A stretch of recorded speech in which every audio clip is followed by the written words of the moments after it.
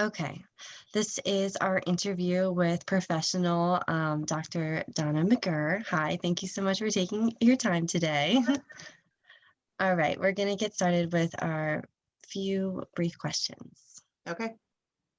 All right, so we were wondering, based on this picture and your personal experiences and professional background, do you have any ideas on what this could represent, or how would this tie into the deaf community and or audiology and hearing?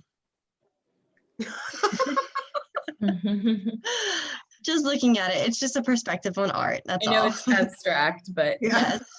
I guess that you see that you hear with your hands, you get your visuals from your I don't know. This picture to me, honestly is a little confusing. And it's, with all due respect, it's not, it's just a little confusing. I can see the eye on the hand, so you're seeing in your eye. I get that part of it. But as for my perspective, we don't really see deaf people. Right. You know okay. what I mean?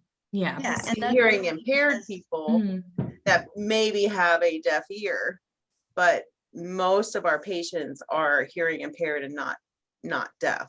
What age group do you typically see?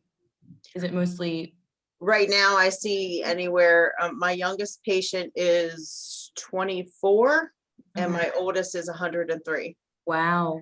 I feel like the Absolutely. older you are, the harder it is to assimilate into something new when it comes to hearing devices. Absolutely, yes. We kind of talk about like the journey to deafhood, and all people start that differently, and there's like different ways to go about that. Some, kids start out and then they get their hearing devices and go more in the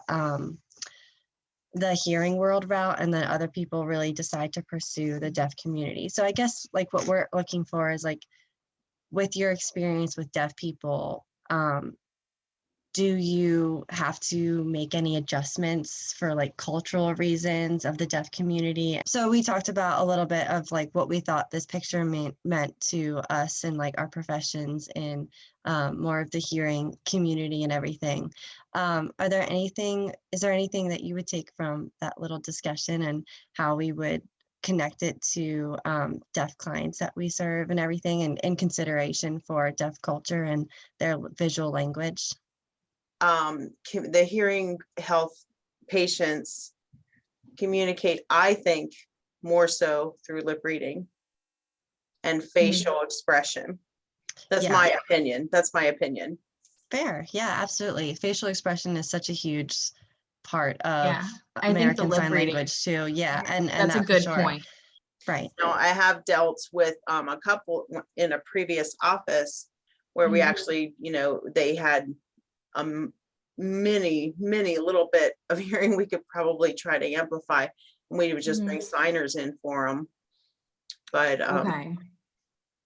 Yeah, I and don't that really makes know how sense to because answer a this lot of question people, because it's not something that I don't deal with the deaf community. and that's kind of what we were an answer that we were looking to find out. We weren't sure how many people did seek medical help for their deafness, and a lot of deaf people don't try to cure their deafness. So this makes sense that you wouldn't come across this as Back much. to your visual things, when the patients come in, especially the ones that are first meeting them, or I'm not aware of where they're even at, it's just really important, eye contact. You get on their level, you give them eye to eye, and speak slow and speak clearly, and I think that is the key to this whole thing as far as communicating with a hearing impaired person.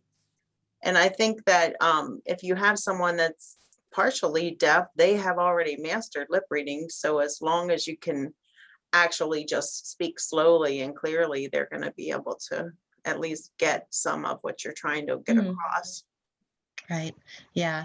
Not the whole, I know some people will super exaggerate their speech like, Oh yeah. no, we're not doing any I of get that. family members like that all the time. I bet. They're like, Mom. It's not helpful. This is part of our research in gaining different perspectives on who looks into these sort of cultural differences and where it doesn't overlap as much. So this feedback is very helpful.